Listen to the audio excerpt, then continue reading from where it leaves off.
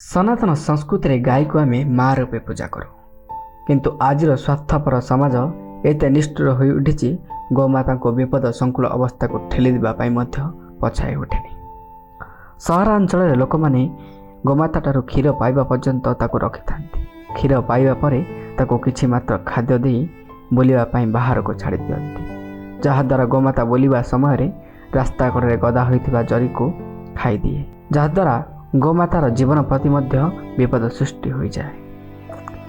आज आम एभली एक विपद संकुल अवस्था उद्धार होइथिबा गोटे गोमाता विषय देखे। सूचना मुताबक यह घटनाटी होउची गंजाम जिला ब्रह्मपुर सहरांचल।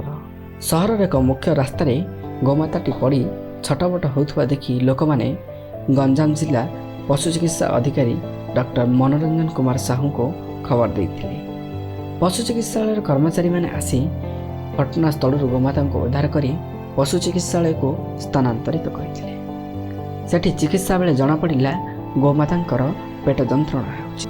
प्रथमे पेटर एक छोटिया ऑपरेशन करा जायथिला। गायटी सुस्थ अनुभव करुथिबा डॉक्टर सत्यनारायण कर देखिले, एणु गाईर आउ गोटे ऑपरेशन करा जायथिला। एवं आश्चर्यर विषय है ऑपरेशन परे पाखापाखि गाईर पेटरू 30 किलो ओजनर जरीगुला बाहरी। यह देखि डाक टीम स्तब्ध हो जाइथिले। एही ऑपरेशन परे गोमाता सुस्थ थिबा डाक्टरी टीम सूचना दैछन्ति। एही ऑपरेशन करिथिबा डॉक्टर सत्यनारायण कर, डॉक्टर रमा कौरी एवं तन्मय पटनायक को बहुत बहुत धन्यवाद।